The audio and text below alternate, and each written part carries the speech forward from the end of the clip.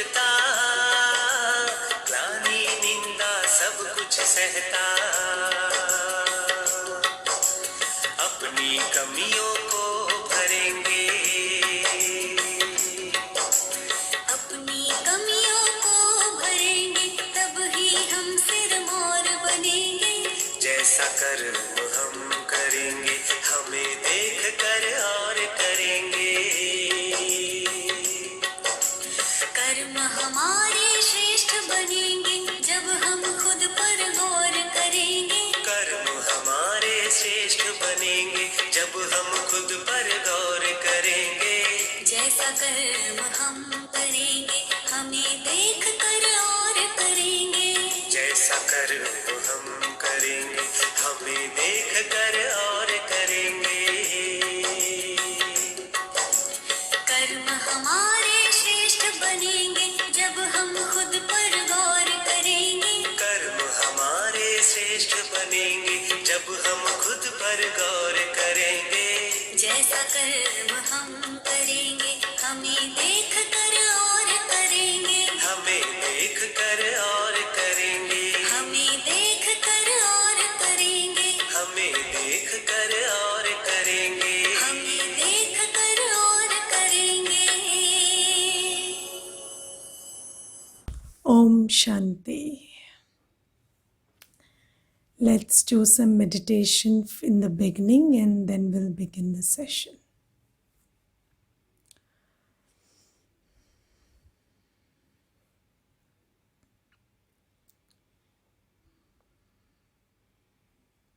Sit still.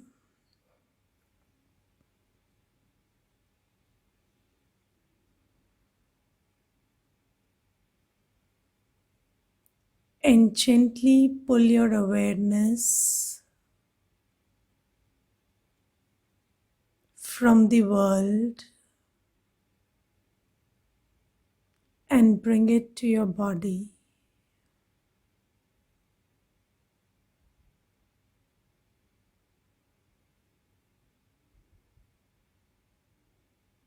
Become aware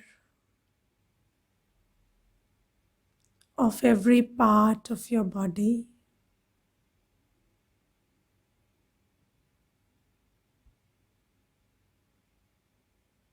And as you do so,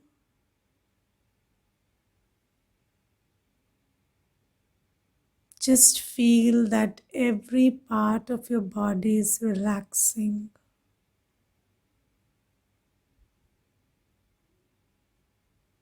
My legs, stomach, shoulders, neck,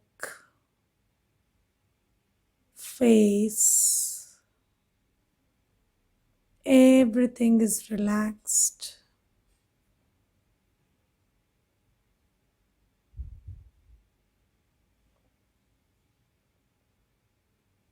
Now take your attention inwards through the center of the eyes to behind the eyes and become aware of yourself.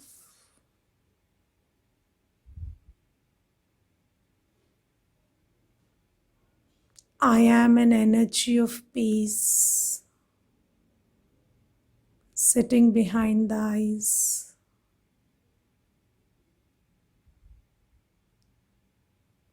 I am the being in this body.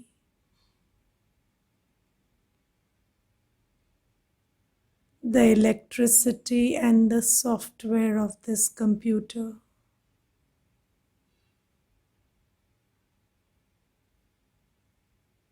I am the life, the light that brings the body alive.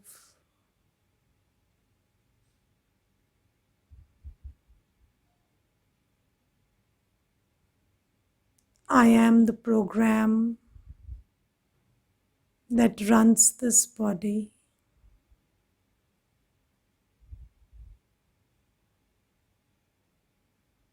My quality is peace. I am peace. Just look at yourself, a small star radiating soothing white rays of peace.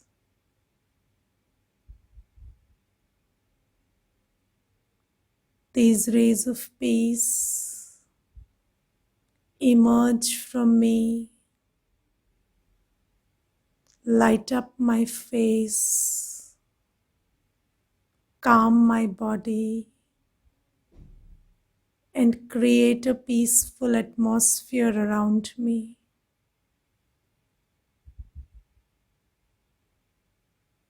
I am a being of peace who makes everything peaceful. I create my atmosphere. I carry my fragrance of peace wherever I go. My fragrance, my perfume is very personal to me. I carry this fragrance of peace wherever I go. Whoever I meet gets a feeling of this fragrance. When I meet someone, I leave them peaceful.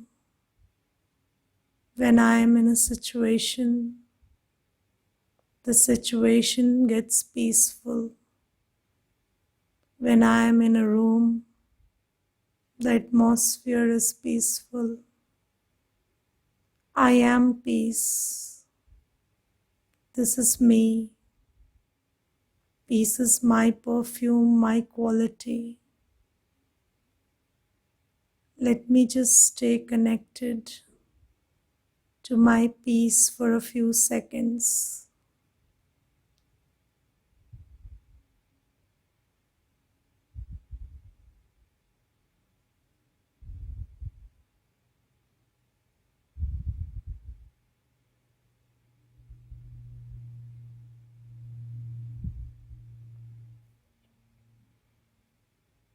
Om Shanti.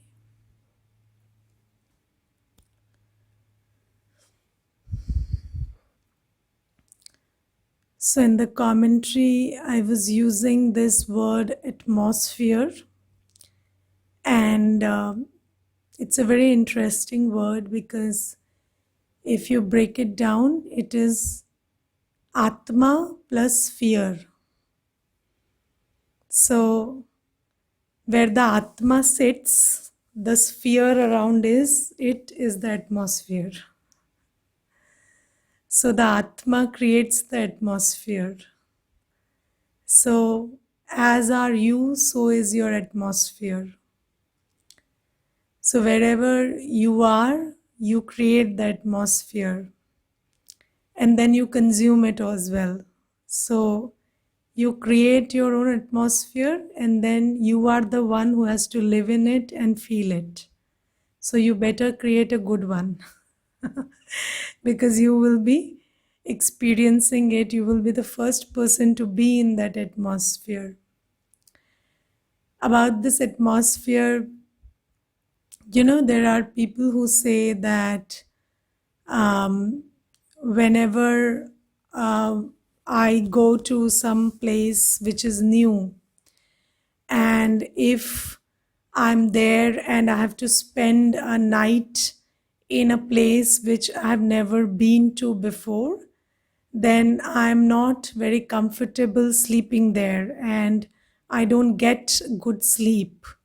So this is because the atmosphere of that place is unacquainted. So we are not used to that atmosphere. So it has an effect on us and it makes us uncomfortable because we are not acquainted with it. But a sign of a good yogi is you should be able to sleep anywhere. because you carry your own atmosphere. And just like in the commentary, I was mentioning that peace is my vibration or my perfume or my fragrance. So if your fragrance, your perfume is loud enough, then it doesn't matter even if the other person, the person in front of you, is wearing a very uh, pungent perfume, or you can smell your own perfume and still stand there, or you are in a place which is not that sweet smelling and has a bad odor, you can still stand that atmosphere because you are wearing a good perfume. So, similarly, if you carry your own vibration, your own fragrance, your own perfume with you, which is nothing but a byproduct of who you are internally. And when you carry that with you and it is well developed, so we all have a vibration, but it may be low frequency. So, spirit meditation enhances our positive frequency. So when you do that, then you can be with anyone, you can be in any atmosphere, and you will never feel uncomfortable. Rather, they will feel comfortable in your presence. So this is one change that can happen through meditation. Now, today I wanted to talk about sanskars. So, basically, I want to touch upon two things. One is um, every soul has different sanskars. Okay, so I will give you the lines which will define today's session. So, first is every soul has different sanskars. No one is good or bad, we are all different. Okay, and souls are not good or bad, they are weak or strong, weak or powerful, right? And weak souls perform bad actions. Okay? And by weak souls, we mean souls with weak sanskars. All right? And then another thing that we will touch upon today is if you change the way you look at things, if you change the way you look at things, the things you look at will change. If you change the way you look at things, the things you look at will change. And one more point we will cover today is if sanskars change, the world changes. So sanskar परिवर्तन से संसार परिवर्तन होता है. So it is through sanskar transformation that sansar transformation is possible. All right. So in order to understand all of this stuff, first we will understand how are these sanskars formed, because I told you that sanskars are the filter through which our mind perceives, yes, in a previous session.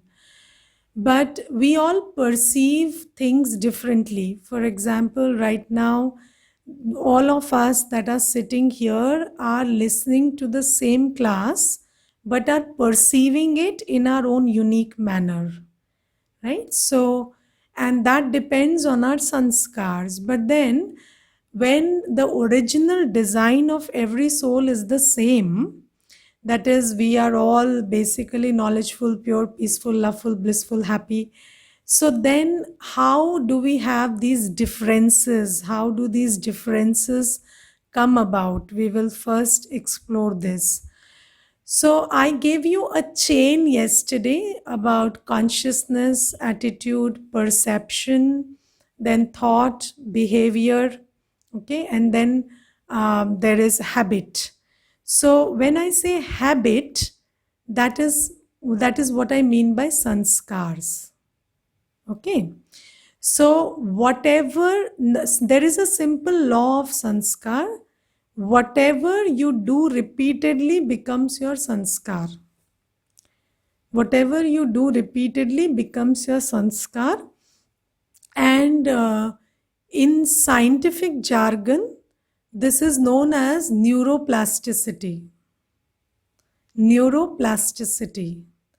In science, they call this as the brain's capacity of being neuroplastic. So, what is neuroplasticity? There is a very simple example to explain this. So, when you must have done gardening sometime in your life. So, when you release water from a pipe into the garden, then it so happens that if the water flows in a unique pathway every day, then it forms a groove, and whenever you release that water it will follow that same groove because that's the pathway it has created for itself. Now if you want the water to reach somewhere else and you want to create a new groove, you will have to redirect it for a few days, and then it forms another groove, and then it flows in that into that groove always. So similarly, when you have a certain attitude for very long, then that attitude becomes a habit. When you have a perception for very long, that perception becomes a habit. If you think in a certain way for a long time, that becomes a habit. And this, when I say habit, it forms pathways in the brain. So those neural pathways are formed in a manner that whenever we are faced with a similar situation, we will respond in a similar manner because that programming is created, and that programming is not created just like that or by accident. That programming has a process to it. So if you keep having a certain attitude for some time, if you keep having a certain perception, a certain thought process, a certain way of behavior for some time, that becomes a habit. And then habits become personality traits. That is, they become very strongly edged as a part of your personality if you don't make attempts to change those habits. So they start defining who you are. So this is the way habits are formed.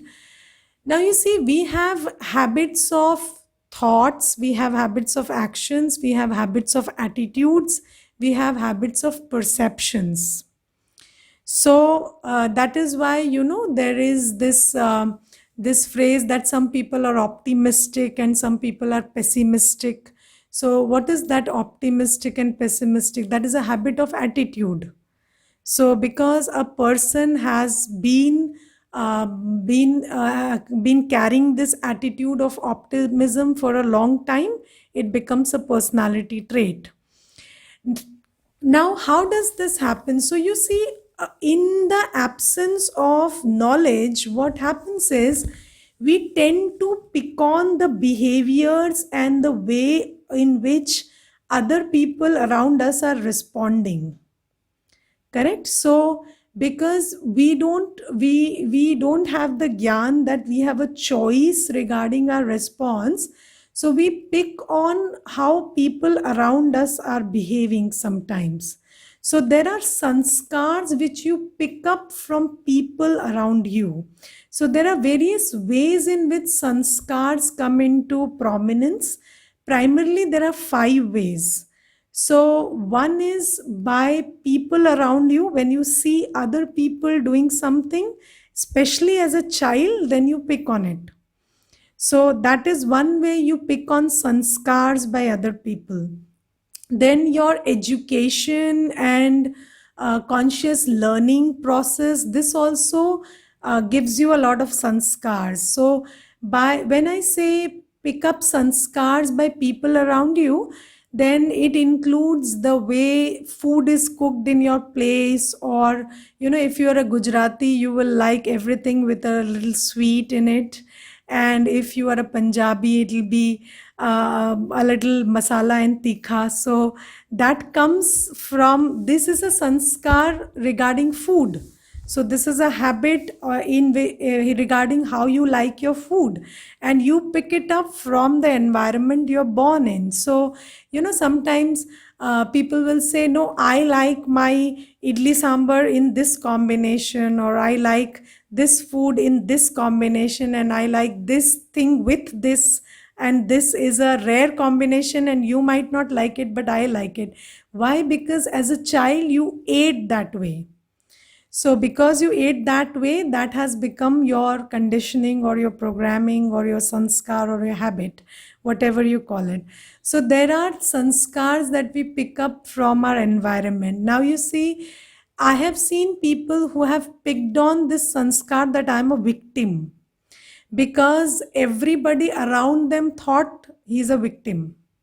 So I once met a person who was born in an area that is terrorism affected. So when I was talking to that person, he said, you see, our community suffered, and our community had this problem, and our community was subjected to this and that and the other. And he kept complaining, and he said, I don't have any reason to believe that there is hope in life and that there is fairness in this world. So he kept telling me these things. And then I asked him, okay, brother, I would just like you to take some deep breaths and answer one question.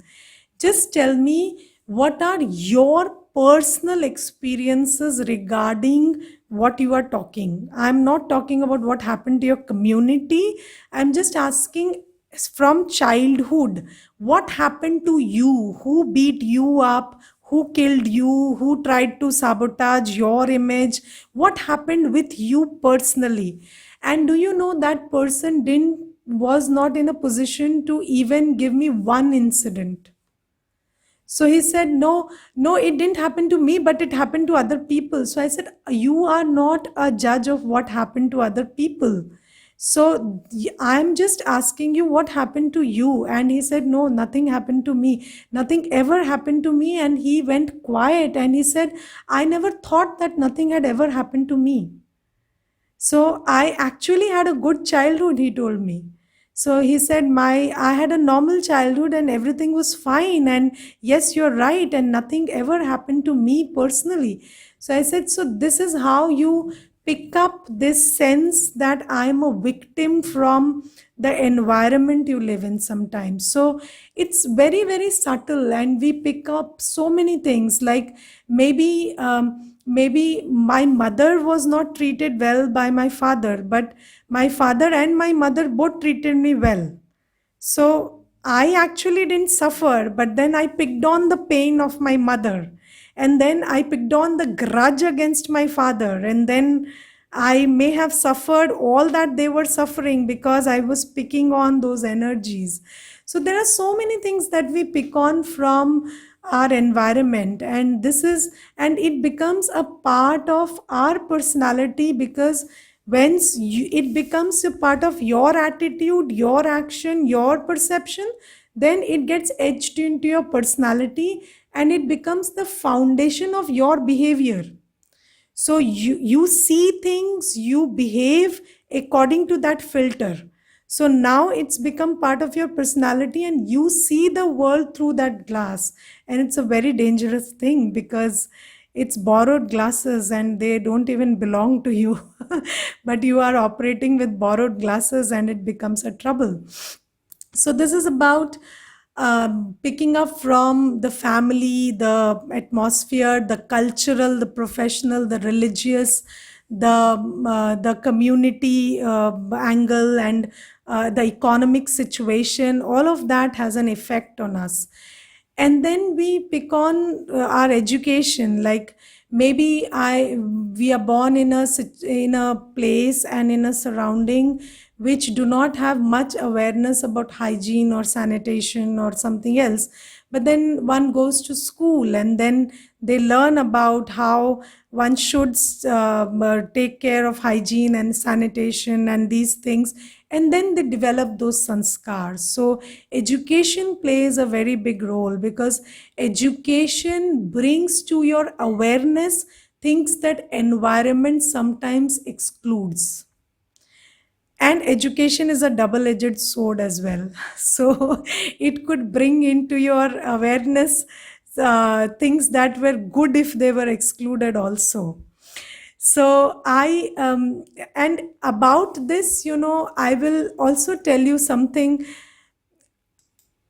I have a thing against people teaching and talking about memorials that tell you that you have been a victim. So in history we have memorials that tell us that wrongs were done to us, and for example, the Jallianwala Bagh. So then, yeah, when you go to the I have been to the Jallianwala Bagh, and it really you feel like those bullets are being fired at you, and then you are an Indian, and then you suffered this. So it really makes you feel very revengeful about the other party, and that's history. We have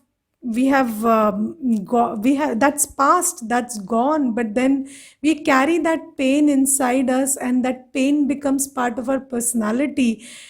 So I do not agree with this culture of of creating memorials that tell you that you were a victim. So because that is against our teaching of spirituality, which tells you you are a peaceful and blissful person. So if you believe that I was a victim, it becomes very difficult to overcome those feelings. So that is there. And at this point, I will also talk about this concept of right wrong vis-a-vis negative and positive. So there are four words: there is right, there is wrong, there is negative, and there is positive. So mostly what happens is we are so concerned with right and wrong, justice and injustice, that we forget that in thinking about justice, we are creating negative thoughts. Okay, so when you think this thing was done unjustly to me, or this person is doing wrong, then basically you are creating negative thoughts, and those thoughts are influencing your attitude, perception, your thoughts, your feelings, your personality, everything. But then we rarely take cognizance of it, because we are very concerned about right and wrong, and not so much about negative and positive. For example, even in these corona times, you see, we were dealing with this menace called fear. So fear is a factor which lowers your immunity. Anger is something that lowers your immunity. And instead of building our immunity, we were very concerned about who caused this coronavirus, and who is the one, which community is spreading it, and all of these things. And we were actually creating thoughts of anger and revenge and resentment, which is actually not the right way to think in times of the coronavirus, because it affects your immunity. So these things, yes, food habits affect our sanskars. No, both ways. Sanskars affect food habits, and food habits affect sanskars. So both are important. So we will talk about food in a different chapter. Food is a big subject, है ना? So all our life is about food, revolving around food. So food is a big subject. We will talk about it some other day. So what I'm trying to tell you is that education and the messages that we get from the environment shape our attitude, perception, they shape our thought process, they shape how we behave, and they have an effect on the sanskars. Then there is another set of sanskars which is very powerful, and spirituality banks upon this sanskar, which is the sanskars developed through willpower. So you have the capacity to create the sanskars you want. For example, I have seen people who are born in a family where everybody drinks, and they have been in a friend circle where all their friends took alcohol, but they refrained from it. I have come across these people, and when I asked them, how could you not get influence? So they said, no, it was my decision, and I had recognized that this is not the path I want to go into. So, this is the sanskar of willpower, and nobody can ever say that, okay, my environment was so and so, or people around me were so and so, so I had to, or I couldn't help. So, yes, they have the capacity to influence you, but then only when your willpower is weak. So, if you have good willpower, you can choose to not get affected by those sanskars. And there is a very good saying that you are not responsible for what happened in childhood, because at that time you were not strong willed enough to make a choice.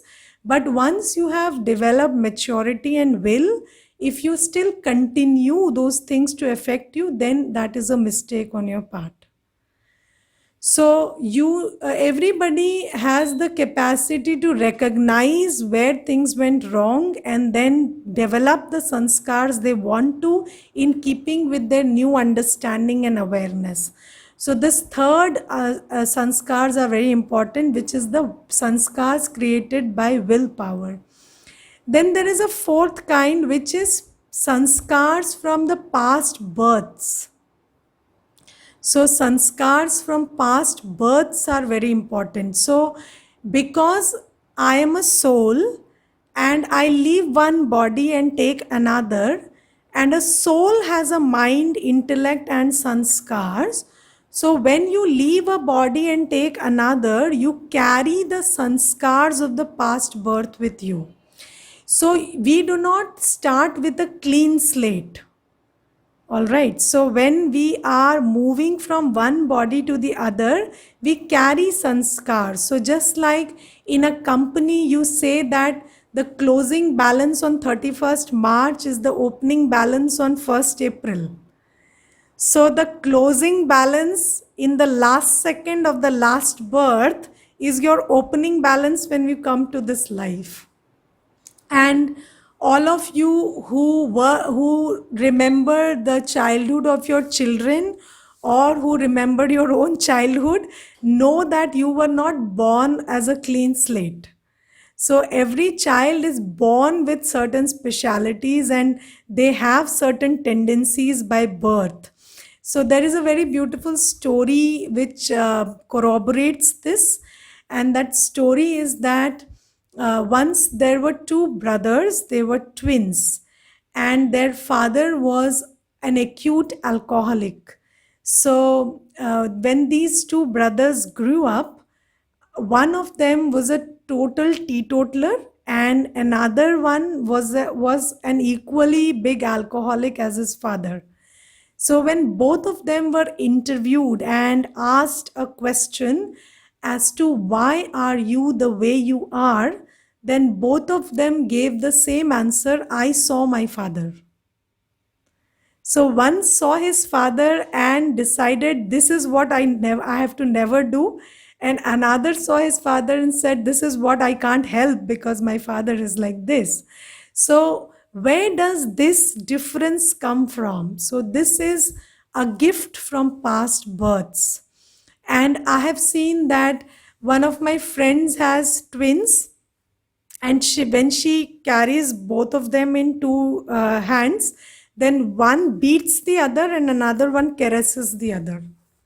So this one caresses and another one is like, chat say, that one will give a slap. So, and they are just I think 4 months or something. So it's not like they have been taught or they have been conditioned into it in this birth. This comes from past births. So every soul is not a clean slate. When you take a birth, you leave a body and take another body, you carry that sanskar. So we carry sanskars from last births, and you must have seen people who belong to very wealthy families and they are kleptomaniacs. They steal things from shops and they do this kind of stuff. So where do those things come from? And if you study their background, also sometimes they're born into wealthy families and they had this birth had got nothing that could explain why they are behaving in this manner. So there are many things that cannot be explained by this birth.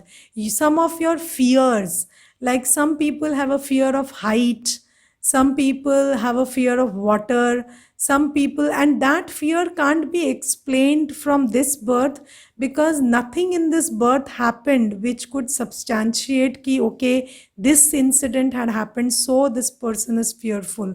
So these are impressions that the soul carries from the last births. So these are another set of sanskars. And then there is a fifth kind, which is the original sanskars. Okay, so the original sanskars are what we talked about earlier, which is the design of the soul: purity, peace, love, happiness, bliss, and power. So that is the original design of every soul. But when it comes to the other four sanskars, so we all have had a long journey as a soul, and according to that journey, our sanskars are very, very, very different. All right. So every person you meet is a different soul with a different sanskars. And somebody was asking me, is it necessary that the sanskars of the parent and the child would be similar? It may be, it may not be, because yes, the child picks on the family environment, but then there are other factors also influencing the child's sanskars. So some of it, yes, can be explained by the sanskars of the parents, but there are other factors at play as well. So then every soul you meet is a soul with a journey. Okay, and correspondingly a soul with a sanskar. So when you see them as your child, parent, friend, spouse, you are oblivious of the fact that this is a soul with a sanskar, and then you get rattled by their sanskars. But if you just keep your awareness that this is a soul with a journey, with a sanskar, and they could be anybody, they could have had any journey and they could have any sanskars, and how they see the world is influenced by the sanskars. So it is all right. So I have to operate with that soul, keeping in my awareness that this soul has a sanskars which could be different from mine. Okay, so this is the awareness you need to keep while interacting with people. So and now there is one rule which says we perceive as we are. We perceive as we are. Now, if you want to perceive the other person as a soul, first you have to perceive yourself as a soul. Okay, so if you don't see yourself as a soul, and if you are not able to dispassionately see your own sanskars, okay, so you are not your mind, you have a mind. You are not your buddhi, you have a buddhi. You are not your sanskars, you have sanskars. You are pure energy, right? So when you are pure energy, you have the capacity to change your mind, intellect and sanskars also, right? But when you identify with your mind, intellect and sanskar, when you say मैं ऐसी हूँ, मैं disturbed हूँ, है ना.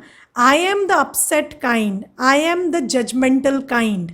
So no, you are not judgmental, your sanskar is judgmental, and you can separate yourself and your sanskar, and you can work on your sanskar. Okay, so you can become aware of your sanskar and change it. All right. So if somebody tells you, you don't know how you behave when you are upset, and you say you really speak things that you would regret if somebody recorded it. Okay, so if somebody tells you that, you can, it should not hurt your ego. You can give it a hearing and just notice whether that's true and not get affected by it, because that's an acquired sanskar and you can change it. What is the problem with that? We are all evolving, developing. There is no disease which can't be treated. So we are treating physical ailments, we are treating mental ailments, these are spiritual ailments. And we have come to the doctor and we are getting it treated. So this will go away in some time. So we don't have to get rattled by our own sanskars. And when we become accepting of our sanskars and know that this can be changed and make an effort to change them, then we can see other people, we can separate other people's behavior and their true self. So we can say, okay, this is a pure soul, but not in its purest sanskar right now. But then we can work with each other and they can become better. All right, so this is something which we call separating the person and the behavior. So the person is the soul and the behavior comes from the sanskars. But you will be able to do this only when you can do this for yourself. Okay, now I will tell you, in this Gyan, what I have learned is, we have stopped labeling people according to their sanskars or their actions. So if somebody did something abusive sometime, he is not an abuser. If somebody lied someday, he is not a liar. Okay. If somebody killed somebody, he is not a murderer. He killed, he lied, but that can change. Okay, that person did that, but they did it under the influence of weak sanskars, because they are negative and negativity is weakness. So if you give strength to that soul, they can change. And this is why it is very important to not label people according to their actions or according to their body or according to what they did or what they said or how they behaved. So this is very important to know that every soul is capable of being pure, peaceful, loveful, blissful, powerful, despite everything. Despite everything. And I have experimented with this and it always works. It never fails me. So this is something that one should know, and you can only do this if you can do this with yourself. So, sometimes people say, how do you have faith that this person can change? So I said, because I changed. So that's why I have faith this person can change. If I had not changed, I would never believe somebody can change. So if you can do this to yourself, that is, separate yourself and your behavior, your past, and then see yourself in this new light, believe in yourself and work from this new belief and become a new you, then you can have faith that other people can also do the same. Now, there is a difference between having faith and having blind faith. Okay, so now what is the difference between having faith and having blind faith? So, you know that this person has this sanskar, right? and you also know they can change, but then you know that right now they could do some damage because of that sanskar also. So you take due precaution physically, and then you believe and help that person overcome that sanskar. Let me give you a very simple example. Suppose somebody stole from your house someday. You saw that person picking money and you saw them hiding stuff. So you know this person has a sanskar of stealing. Now, when I say you believe in them, it doesn't mean you keep your lockers open and your everything open and then you say, no, no, Didi said you should believe in people, so I will never be looted because they will change. No, you don't encourage their sanskars. Okay, because they have that tendency, right? So you keep everything in the locker. You ensure that you don't have any vulnerable aspect around you, and then you believe in that person. You don't stop that person from coming. You keep everything in the locker, you keep yourself protected, and then you believe in that person, engage with them and give them strength and help them and give them the faith that I believe in you and you can change. All right, so we call this दूसरों के संस्कारों के knowledgeful होके चलना. So you should know that they have this sanskar and believe and operate knowing that they have this, but also believe that this can change and help them realize that they can do better. All right. So this is the thing. No, you should have faith, but not blind faith.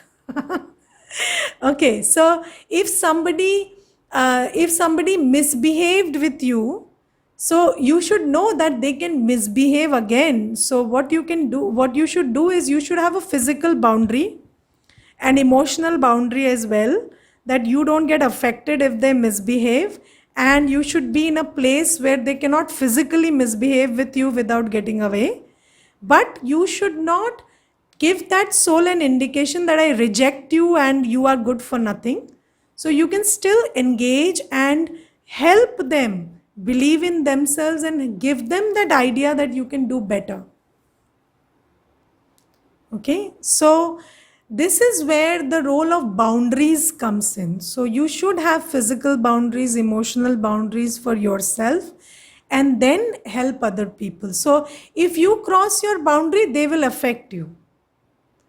All right, so this is there. So one thing is you perceive as you are. So when you are engaging with somebody, first you should know, you should have worked on your sanskars so that you know they can also change, and have faith in them, but not blind faith.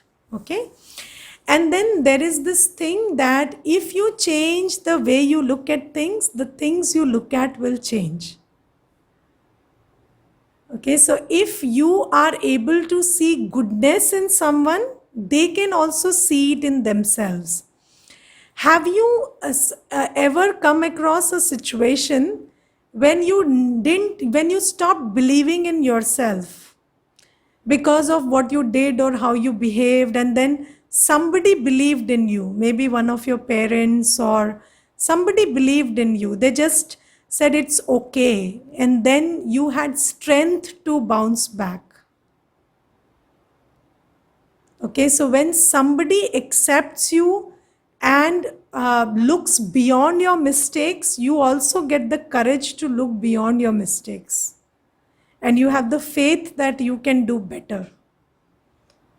Okay, so this is the law that you can use to have an influence over other people as well.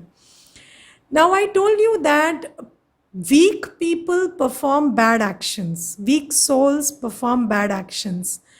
Now, instead of using this jargon that they have bad sanskars, you should always go with this word, they have weak sanskars, because weakness elicits compassion. When you think about somebody as weak, you think about them compassionately, and compassion is very healing in nature. And when you think about somebody as bad, you are judgmental, and that judgmental attitude is very damaging for the other soul. So, knowing that they are not bad, they are weak. Now, why do I say they are weak? Now, let me ask you a very simple question. Do you lie? Of course, we have all lied in our lives, right? Now, when do you lie? When do you lie? Just ask yourself this question. हम झूठ कब बोलते हैं? When you are afraid of facing the truth. When you are afraid of people judging you if they come to know the truth. Or when you are afraid to face the consequences of the truth. So basically, it's a scared soul that lies. Right? When is the last time you got very angry? Remember that and ask yourself, were you feeling very powerful or very weak at that time when you got angry? And sometimes people say, I just lost it and then I shouted. So you shout when you've lost it, right? So anybody who is shouting has lost it. So that person is not in a stable or a powerful place in his inner being. So nobody behaves irrationally or nobody behaves badly if they are in a good place within themselves. Bad behavior comes from a bad place within, which is actually a weak place spiritually. Okay, and the beauty is,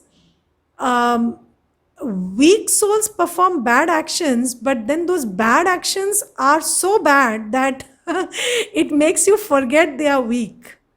I will give you a very small incident. I was once conducting a session for women on Women's Day. And there was a lady and she wouldn't allow me to speak. And she was a director with a big company and she just wouldn't allow me to speak a line, and that whole session she kept interrupting, and that whole session, after half an hour I realized this session is not going through. So then I took up some questions answers and just finished that session. And then everybody left, and some people were disappointed, but I was okay that it's okay. So this is what it is today. So then I was just sitting and I noticed that that lady was not leaving. So she was just sitting. So then when everybody left, I went and I just lifted her up and I hugged her. And then she cried.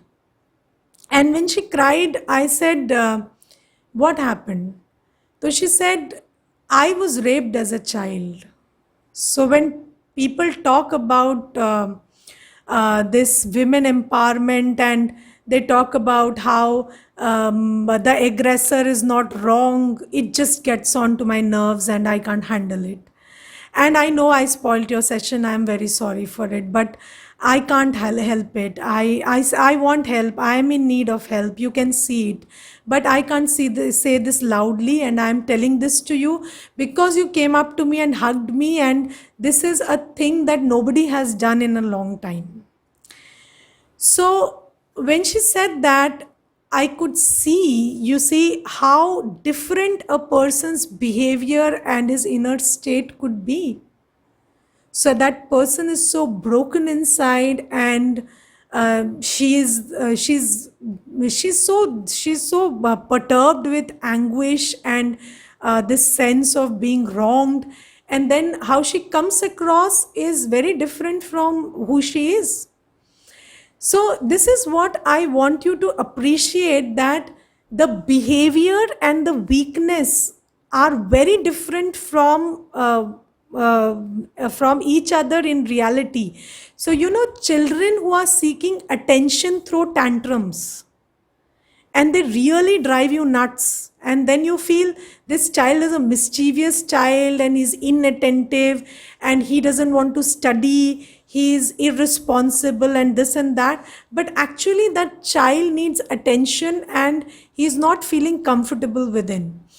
So, this is what one needs to appreciate, that when a person is on a bad behavior, they are not bad, they are weak. And when I conduct sessions for teenagers, the first day I asked them, मर्जी से बैठे हो कि जबरदस्ती बिठाया आपको? तो have you been forced to sit, or are you sitting because you wanted to be here? So they all laugh. And then I say, even if you are sitting by force, I am also sitting by force because I have been directed to conduct this session. So we are all sitting by force, so let's have fun. So then we get along. So you do not have to judge people for how they are behaving, because they are not behaving because they want to behave like that. They are behaving because they can't help it. So that is one piece of knowledge which will help you a lot to see beyond the cover of behavior. So weak souls perform bad actions, and when you see bad behavior, just stay silent, observe, pull out your compassion, invoke your compassion, and then look at them lovingly and start talking to them. I have encountered many children with addiction and abuse and many things, and they are really nice people, but how they come across to other people is really nasty, because they are disturbed inside, but they communicate very well. And when you touch their core, they are really gem at their core.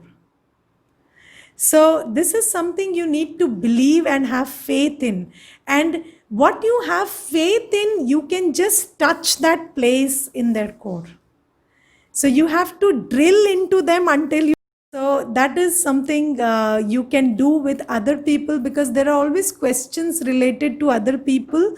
But then you can only do this for others if you have done it for yourself. We perceive as we are.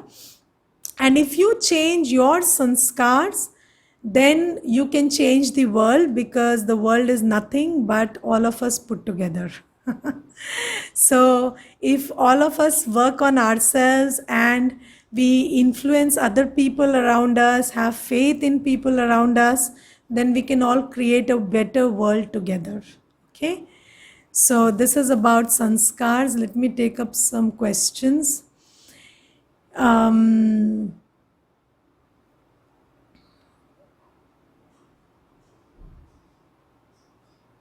So my father never hugged me or showed interest in my life. Then what to do? Because of this, I suffered a lot and I'm still suffering. So that's okay. I told you, what happened to you in childhood is not your fault. But don't identify it with it anymore. Tell yourself, I had the best upbringing. I am the best, because all is well that ends well. Now you've come to God and He is helping you. And what more could you ask for?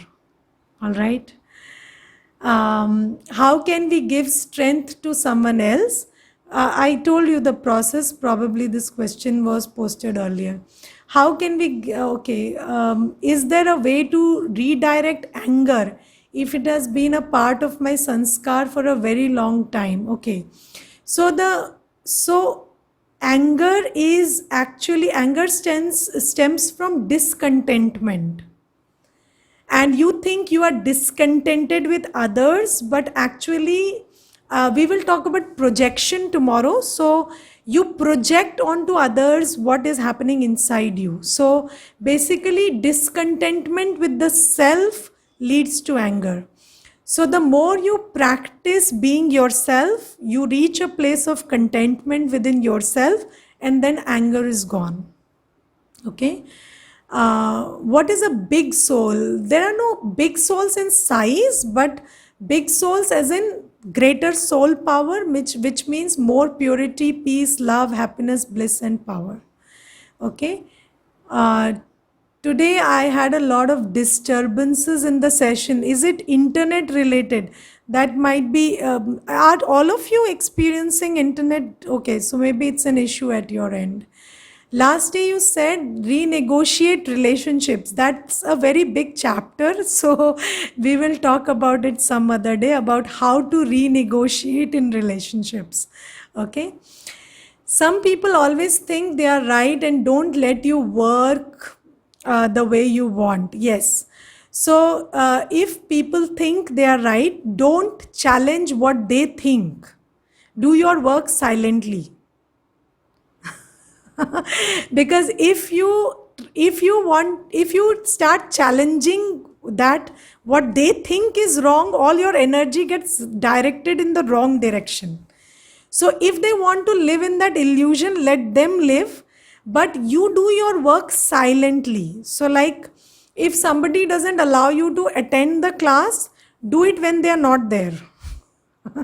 So do it on the sly. Don't try to confront always and do it. So it is about being right, not about having your right. So don't go into external rights, go into spiritual rights more. Okay. This is also about negative, positive, vis-a-vis, right, wrong, related to that point. Okay. Uh, okay. Thank you.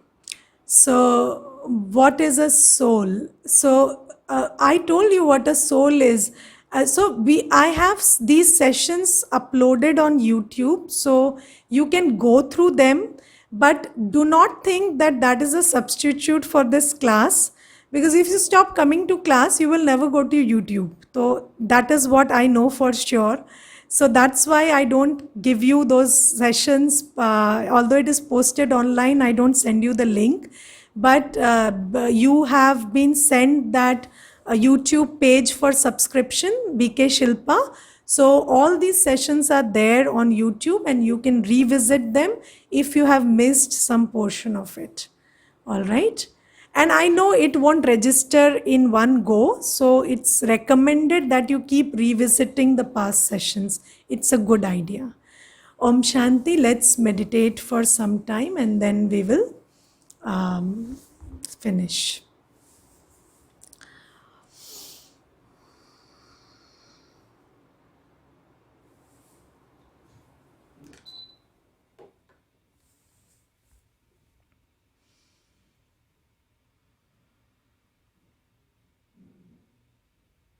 Relax your body.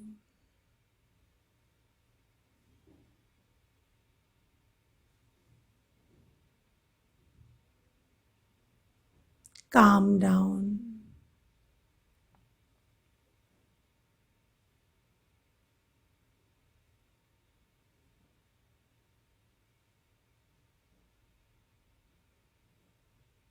Come to the awareness of who you are.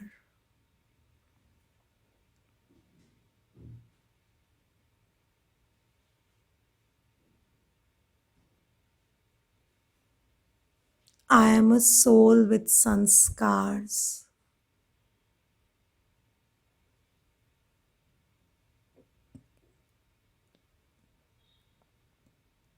But I am more powerful than my sanskars.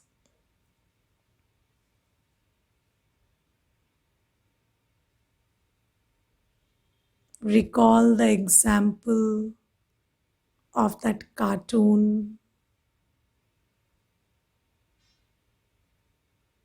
which had 100 people sitting in its head. So all these 100 people inside me are my sanskars.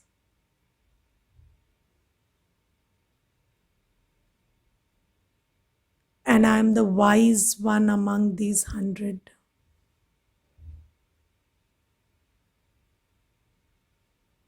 I am the one sitting in the center, the knowledgeful, pure, peaceful, blissful, the sane being.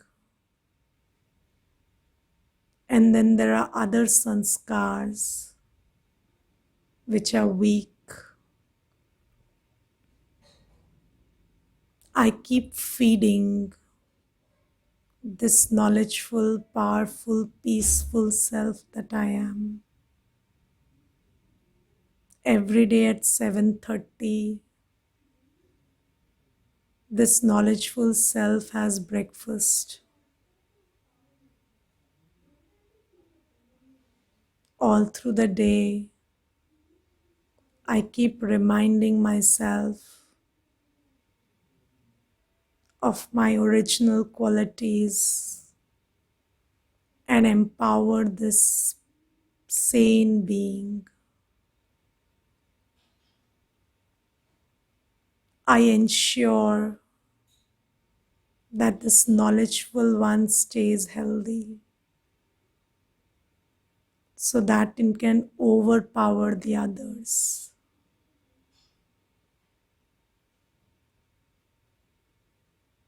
I am the knowledgeful and the powerful self. I am the master of all the other sanskars. I am more powerful than my habits.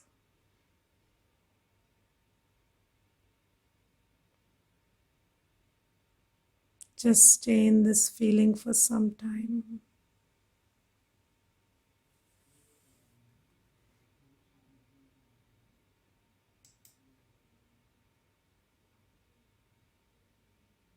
Om Shanti.